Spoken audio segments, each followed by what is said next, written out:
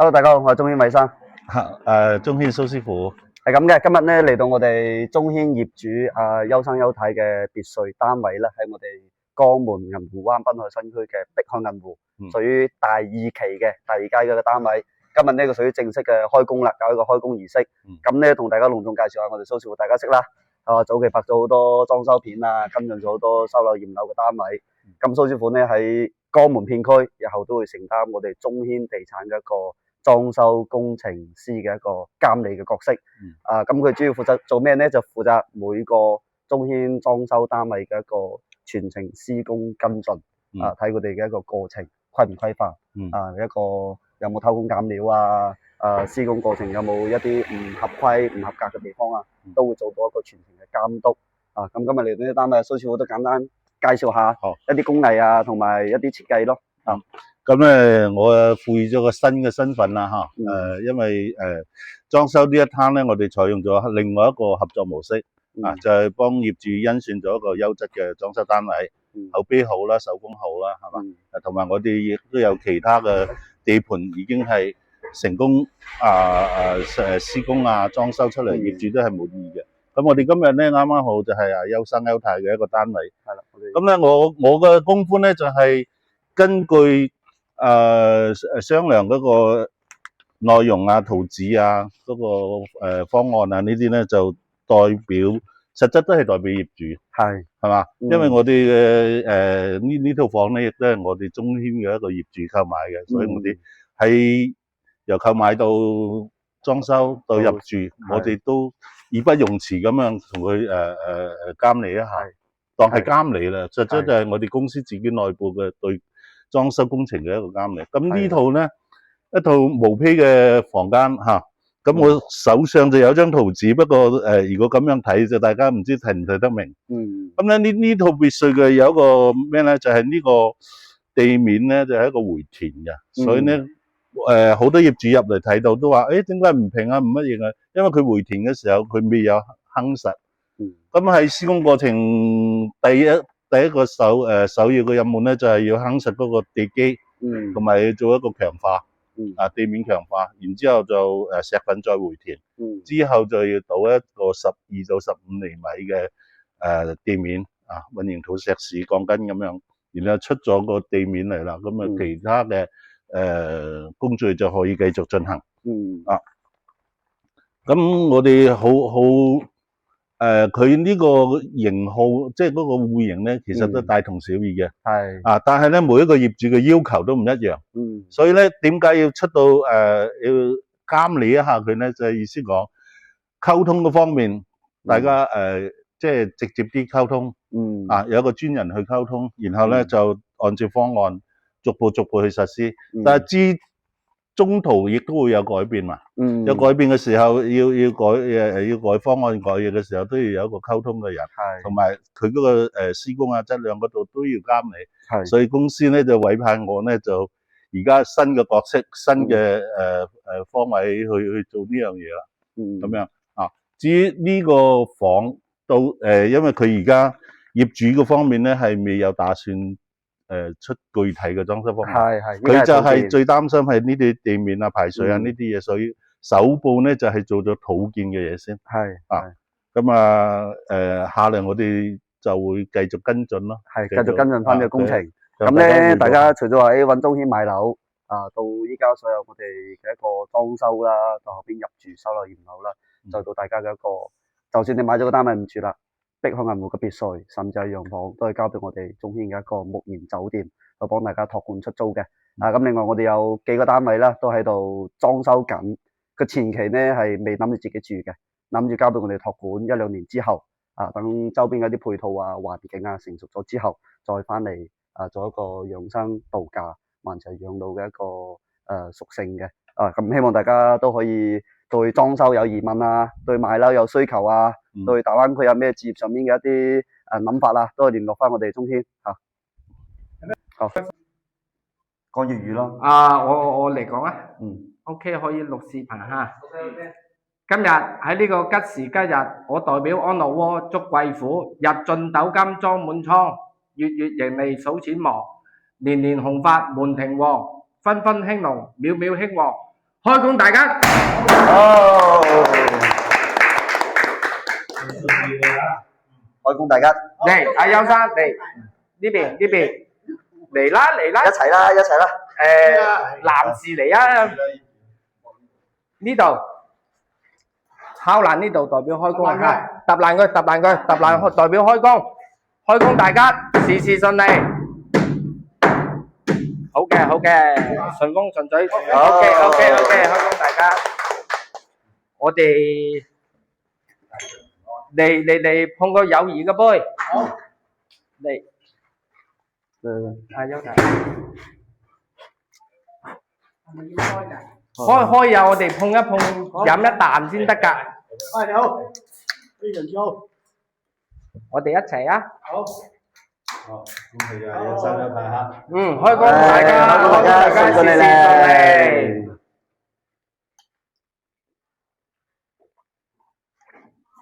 哇，正！我嚟得晒。今日我哋就係做個簡單嘅開工儀式。仲有就係我哋現場，譬如我哋好似要改造嘅地方，拆嘅呢埲牆啊，呢個窗我哋要拆開，拆個位置，我哋今日大概就同阿優生優太去落實下呢樣嘢，冇問題。我哋確認咗之後呢，聽日就入場開工清拆。發仔，我哋譬如好似呢度嘅門口，我哋係要外推會擴大，所以呢個整一幅會清拆咗佢。作一個改造，同埋我哋去到我哋而家呢度咪主樓嘅主樓客廳，到時會同副樓連接埋一齊，作為一個整體嘅主體去做。包括我哋好似原先花園我哋嗰啲雜草啊，清理咗，咁發現啲管道有啲破損。到時嗰個叫做水土流失嘅淤泥咧，我哋會回填沖壓，就填充翻滿嗰啲泥土。包括管道有破損嘅，我哋要檢查佢有冇問題，問題喺邊度，我哋就及時處理，將佢整改，恢復到我哋叫做正常使用嘅效果。包括後邊咧，我哋呢個花園地面咧，做一個找平處理，先再做嗰個叫做混凝土結構。我哋會落鋼筋網啦，混凝土啦，再做一個地面硬化，避免佢我哋而家見到嘅坑坑洼洼呢啲咁嘅問題。係咪呢度個地面第日同呢度上面？我哋主體即係我哋叫做主樓同副樓，我哋連接咪做一個叫做餐廳嘅位置嘅。係。到時佢嘅地面係平嘅。係。地面係平嘅。到時我哋就係高低落級咧，就係車位會低少少，再跟住我哋屋嘅地面會高啲。會高。屋嘅地面會高啲。我知會唔會好似有？唔會，我哋本身好似區域分開噶嘛。我嗰個叫做人行通道，佢係有個台階，佢就係有個台階，台階落嚟我哋就係嗰個停車位。即係嗰度就喺呢個位，呢度就係要補量噶嘛。係啊，我哋因為本身有局部加建嘅地方，我哋該加固嘅加固，該走地量嘅走地量。咁樣門口嗰度係咪要升高少少？因為我驚啲水走入嚟。因為我哋而家本身嗰個地面咪有坡道嘅，即係停車位。如果認為呢個叫做馬路呢個地基一個斜坡唔夠高嘅時候，我哋可以稍微加高啲。可以稍微加高啲，因為佢而家本身出邊嘅馬路同我哋而家呢個路牙石嘅佢個高度落差大概有6到8公分左右。但係佢對面斜落嚟啊！我淨係驚住落雨嗰時咧，大雨嗰時係咁沖上過。其實個馬路向其實係咁樣啊，邱太，你唔需要擔心呢樣嘢。點解吓？因為本身佢呢度馬路整咗呢個土建，大概都有2-3年啦。如果真係佢叫做落雨，雨水排唔切嘅情況下咧，佢呢度嘅路牙呢度咧，佢啲泥土會沖走嘅，會泥土流失。或者泥土流失就係表現佢會倒灌咯。但係按我而家目測，佢冇咁嘅情況。所以其實你如果認為呢度唔夠高，我哋可以將呢度再加高嘅。高少少啦，係啊，我可以再加高，可以再加高。呢個冇問題。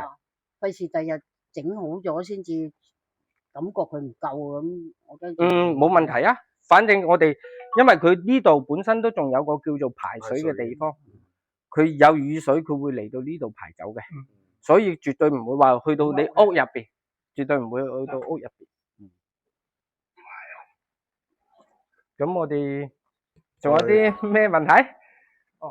二樓嗰度冇嘢搞啦。我哋咁樣啊，阿邱太，譬如就好似我哋落實副樓嘅呢個房間，副樓我哋本身都有改造，即係好似我哋呢個門窗清拆，往外移，令到我哋呢間房大啲，舒適啲。再跟住我哋原先嘅衛生間嘅門咧，會改造佢個方向，我哋就會將佢原有呢個門窿封翻封翻磚牆。再跟住好似我哋呢個位置咧，會開翻個洗手間門口，同埋我哋而家呢個通道個闊度唔係好夠，所以我哋會開大啲啊，開大啲。佢嘅優生優太留意到，其實依家已經做晒啲標識啦。即係我哋就係今日落實下呢啲位置確認，我哋咪正常操作就得啦。咁我哋副樓講完，大概我哋就會過嚟呢邊啦。到時好似呢啲水土流失，我哋該回填咗之後，先會再做地面硬化嘅。先夯實個地面嘅先㗎嘛。話要慳幾多浸咁樣嘅？佢唔係幾多浸，係叫做嗰個叫做混凝土層係12厘米，混凝土層係12厘米。我哋會根據我哋嘅地面平水嚟嗰個叫做石粉回填，找翻平，沖翻實個地面，先再做地面硬化。咁我哋好似翻嚟主體呢度，我哋1樓咧就係唯一改造咗呢個叫做客廳我哋會推大佢啦。咁我哋後花園後期就會都會做個地面硬化，再做翻啲叫做裝飾啦。我哋繼續。個花園當時話推唔推出去話？佢可以往下沉，即係我哋其實到時會做翻個下沉嘅碼頭。我哋會經過呢個後花園，會做翻一條樓梯落到一個叫做碼頭，落到碼頭嘅地面，我哋就會多啲嗰個叫做活動嘅空間啦，多咗一個日後嘅功能。喂，佢而家呢度前面嗰排石咧嚇，佢仲會唔會自己再下沉？呢個仲會唔會下沉咧？就冇100%呢樣嘢。首先冇100%，佢有機會下沉，但係佢做咗呢個石體基底之後咧，對於水，即係對於泥土嚟講，佢嘅結構性會更好，下沉嘅速度會更慢。所以佢就係做呢個石頭基底硬化嘅一個功能作用。如果做咗個基底，即係我哋嗰個自己做落去嗰個台啊。跟住如果佢下沉，咁咪又跟住。其實呢個咧，我哋就首先所有嘅建築，你未可以話達到佢100%完全唔移位，連地球嘅地殼都會移動嘅，咁你我哋只能話保障佢一個叫做合理使用範圍，同埋佢個安全性。OK，咁我哋上到2樓咯。開翻喺呢度，即係開翻喺呢個位置，我哋定好嘅呢個位置，同埋我哋就入翻嚟叫做主臥嘅呢個洗手間牆體，我哋會更改佢嘅位置，改造佢嘅洗手間，包括嗰個衣帽間嘅空間位置。所以譬如我哋呢埲牆同埋呢埲牆都係會拆咗佢嘅。係呢埲牆，呢埲牆係冇錯，我哋會就翻佢本身嘅嗰個叫做排水管道同埋沉箱位置去做一個排水處理。我想問嗰啲係咪佢入邊漏水滲水片？佢鋪落去。呢個唔係話屬於滲水漏水，唔係，佢呢個咧叫做咩咧？即係佢本身個唔係，佢呢個係佢做咗個修補處理，其實做咗個修補處理。其實係咪唔要㗎啦？到時。而呢個修補處理咧，個材質咧係一個瓷磚膠批盪嘅一個處理。佢只不過瓷磚膠同我哋水泥砂漿層嘅顏色唔一樣啫。佢好似我哋而家睇到，差唔多嗰個位置，差唔多嗰個位置。其實我哋叫做建築物佢水泥砂漿層收縮嘅過程中，佢有輕微開裂，有輕微開裂係屬於正常範圍。但係咧就好似我哋而家見到嘅呢邊埲牆，佢嘅呢個作咗一個修補處理同埋一個化網處理，佢依然有開裂，所以其實就等同佢本身牆體有輕微移動導致有呢個裂紋。我哋其實後期會將呢度打開，重新去做一個水泥砂漿牆嘅修補，做好個底，再避免個面嘅一個開裂。好似上次嚟都冇咁落啊！一樣，我之前有記錄，一樣嘅。冇問題。佢其實呢啲收縮過程咧，1-2年就會睇得到㗎啦，即係唔會話譬如你1年內見到咁嘅情況咧，佢下沉嘅速度就過快㗎啦。所以其實合理範圍。呢度我哋只會開門小改門。咁出邊點設做護欄，我哋一個叫做陽台嘅處理方式。陽台處理方式。即係有露台，個主人冇房，幾時成夠晒大，得閒就翻嚟探下。係咯，我哋仲有呢度就係優生優太，我哋3樓，因為我哋仲要上到3樓嘅天台，所以我哋到時會樓板一個開窿，再跟住加建翻個樓梯上去3樓。同埋天台，你會幫我重新鋪嗰啲防水處理保障。首先我哋就係一個叫做用電安全啦、用水安全啦、防漏安全啦，就係呢個就屬於我哋施工範疇內要處理嘅問題。大概就係咁嘅內容。OK，唔該 ，thank you。Hello， 大家好，我係鍾軒偉生。今日好榮幸啊，嚟到我哋業主優生優太嘅別墅呢度參加佢嘅一個開工儀式。咁開工之前咧，想訪問下優生優太，對呢個屋企或者 Dream House 有冇咩願景啊？有咩諗法啊？我個諗法咧，應該由郭總，阿郭經理同我負責裝修，我諗都幾合理，同埋咧都會幾好噶啦。因為我聽講解過好多個詳情，我都滿意。我相信將來咧都會一定好噶啦個裝修。咁優太咧？同埋我希望你哋阿偉哥你咧就幫我跟進多啲啦，即係希望呢度住得安安樂樂，風生水起啦，係嘛？一定嘅。就都好渴望同埋好希望，就做得好好啦，咁樣啦。因為咁嘅都同你講下，因為依家呢個工程咧係屬於我哋裝修拍檔安樂窩會負責全程裝修嘅，施工設計係一體嘅。咁另外我哋中軒都會安排阿蘇師傅作為我哋公司嘅一個總嘅裝修工程師監理啦，負責去驗樓，每個工程每個進展佢都會跟進翻、update 翻。所以咧，希望你哋都完全放心，交俾我哋就得啦。